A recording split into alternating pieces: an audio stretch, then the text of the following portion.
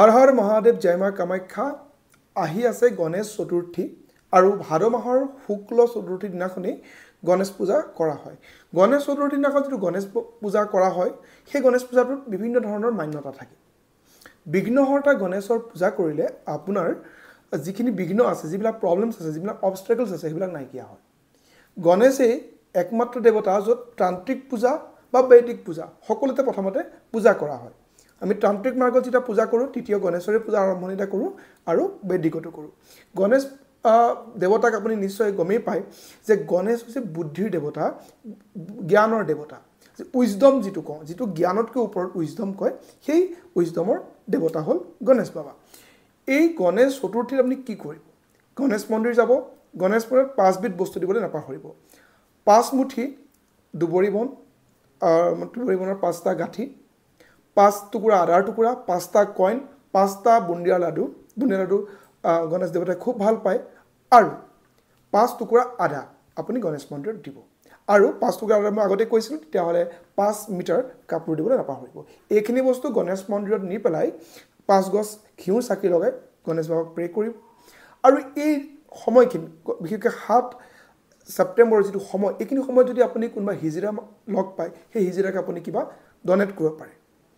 দুখীয়া ল'ৰা ছোৱালীক পেন পেন্সিল ৰাবাৰ আপুনি দিব পাৰে সেউজীয়া যিকোনো বস্তু আপুনি দিব পাৰে কাপোৰ দিব পাৰে দুখীয়া মানুহক যাৰ মেডিকেল ট্ৰিটমেন্ট চলি আছে তেওঁলোকৰ মেডিচিন আপুনি দিব পাৰে তেওঁলোকৰ কাৰণে ভাল হ'ব আৰু লগতে আপোনাৰ কাৰণেও ভাল হ'ব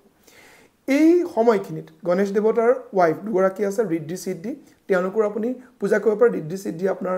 আহাৰ লগে লগে কি হ'ব ধন সম্পত্তি আপোনাৰ বৃদ্ধি হ'ব গণেশ পূজাৰ দিনাখন আপুনি যদি ঘৰত এই গ্ৰীন কালাৰৰ গণেশ যদি আপুনি বজাৰত পায় বা গ্ৰীন কালাৰৰ যিকোনো গণেশৰ মূৰ্তি বা গণেশৰ ফটো আপুনি আপোনাৰ ঘৰত পূজা ঘৰত ৰাখিব পাৰে তেতিয়াও আপোনাৰ কাৰণে ভাল গণেশ চতুৰ্থীৰ এই সময়খিনিত আপুনি নিৰামিষ আহাৰ গ্ৰহণ কৰিলে ভাল হ'ব আৰু ৰাতিপুৱাৰ সময়ত যিমান পাৰে গণেশ মন্দিৰ যদি যায় আপোনাৰ কাৰণে ভাল কাৰণ আবেলিলে 7 সেপ্টেম্বৰ আবেলি গণেশ চতুৰ্থী শেষ হৈ গণেশ যেটো চতুৰ্থী পূজা হেতু শেষ হৈ পঞ্চমী তিথি লাগিব গতিকে দিনৰ ভাগতে যিমান পাৰে আপুনি গণেশক আৰাধনা কৰিব পাৰে যেতিয়া ঘৰত আপুনি পূজা কৰে গণেশ দেৱতাক তেতিয়া আপুনি বুন্দিয়া লাডু আপুনি দিব পাৰে আৰু গণেশৰ ওচৰত অকণমান দুবৰি বন আপুনি গণেশৰ ওচৰত ৰাখিব পাৰে তেতিয়াও ঘৰত পূজা কৰিলে সেই ভাল ফল লাভ কৰিব পাৰিব গণেশৰ পূজাই আপোনাৰ যেহেতু বিঘ্ন বিনাশক কৰে গতিকে